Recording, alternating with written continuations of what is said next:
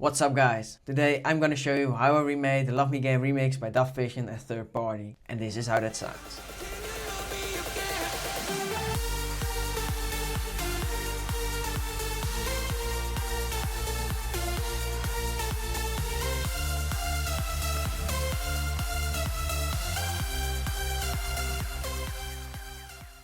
Make sure to follow me on Instagram and send me a DM if you want the project file. Enough talk for now, let's dive in. So yeah, I'll start with the lead. The lead is really basic. Just used one synthesizer and one violin. And the lead on its own, it sounds like this.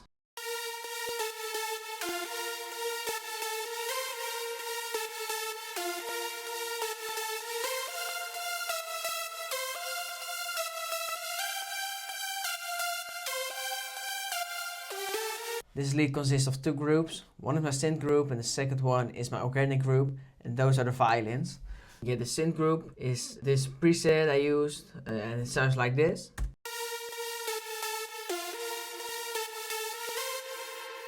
And I did some basic EQ on that one, and what I did then was I duplicated this one and I pitched that one octave up, so that one sounds like this.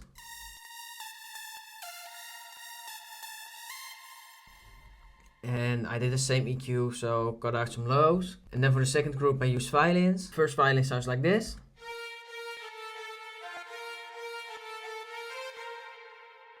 And this violin is from the plugin Labs. Labs is a really powerful plugin. It has a lot of organic sounds and it's free. So you should really get your copy because I really love it. And the one I use for this lead is the expressive strings. And this one is really nice, and I almost use this one in every track I make. And then the second layer was this one. It's the same violin but then pitched up one octave.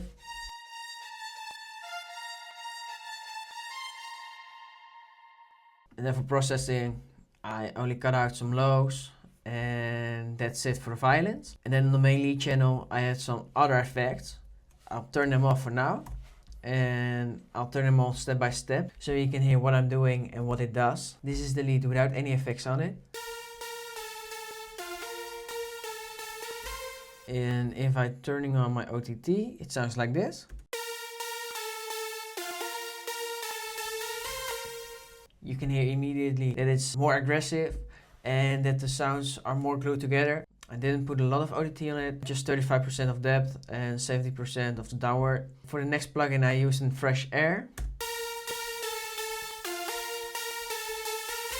Just 30% on the mid air and 40% on the high air to give it a little bit more energy. Then I added the Fab filter. With that on, it sounds like this. Because the OTT and the fresh air can bring a lot of frequencies you don't want in your mix, I'm putting after these effects in EQ so I can fade out those frequencies. And then I added the delay to make the lead a little bit more wide, and that's really nice for a progressive house lead. Put on just a little bit, 20% feedback and 60% dry wet, and that sounds like this.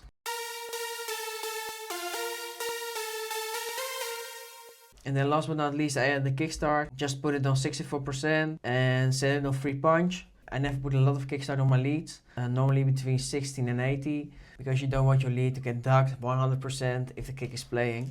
With that on, it sounds like this.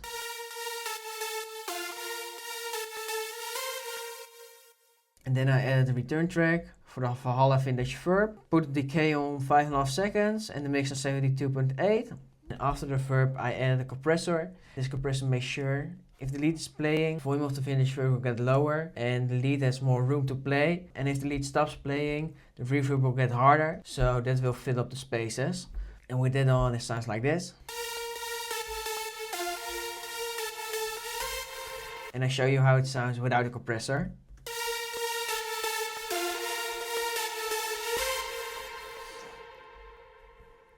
So you can really hear the difference. And how I did that was I added the source and that was the lead. So the signal of the lead will come in and my threshold is minus 4 dB.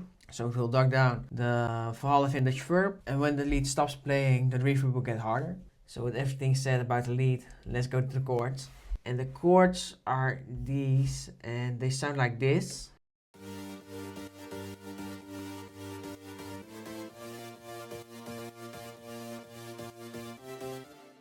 The chord section also has two groups. One of them is also the organic group, and another one is the synth group. The first layer of the organic group is the piano. That one sounds like this. Just some basic EQs, cut some low end and high end. Then I added my Labs violin, and that one sounds like this.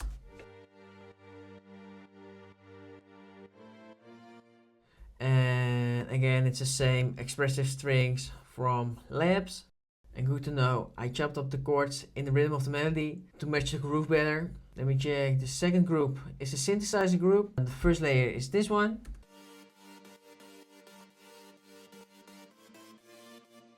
And I also did some basic EQs, got some low end and high end. And then for the second layer, I used this synth.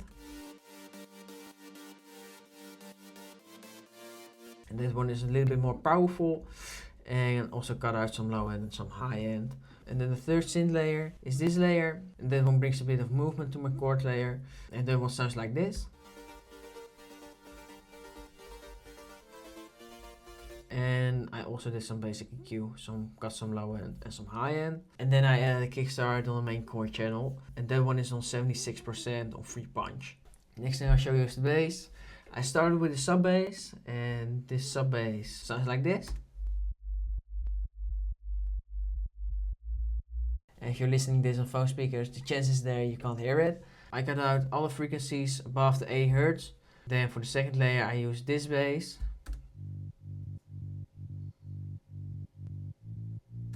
I put some little radiator to distort it a bit, and then cut out every frequency under the 80 Hz, and then boost a little bit around 150 Hz. And then for the third layer, that's my rolling bass line. Chop the notes up in the rolling bass line pattern, and then what sounds like this.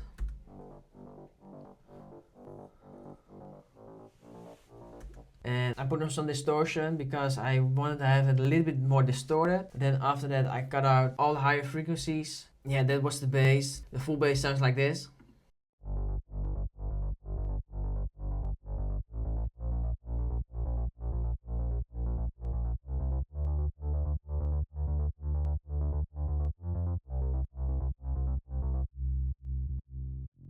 And on this part I cut out a small part of a rolling bass line because there's a fill, and I automated the bass a little.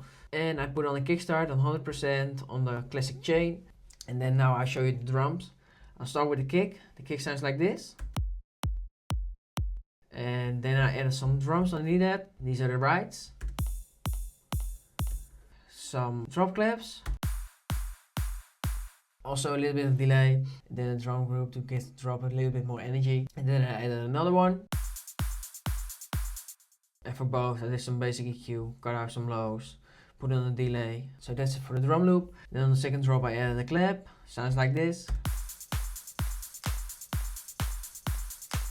And every two claps there's a pre-shifted clap. Then that was it for the drums. And this is a snare fill. Sounds like this.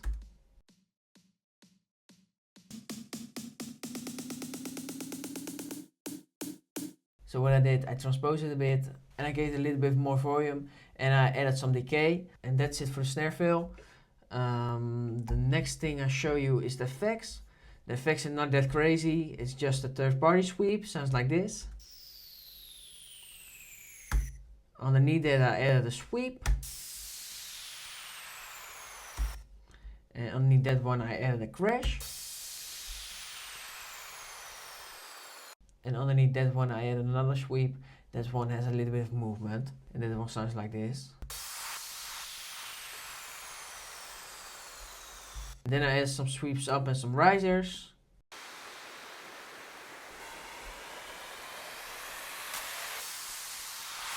So that's it for the effects. And then last but not least is the extra group.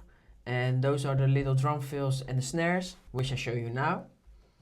This is a little short fill. Underneath that one I added a little right fill. And then there comes a big snare.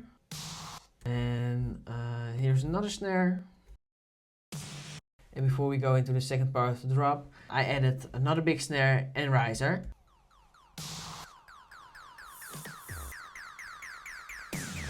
And that's it. I'm really curious what you guys think of the remake. And I hope you guys learned anything or thought something was interesting. And let me know which track I should remake next. So have a great day and see you in the next video.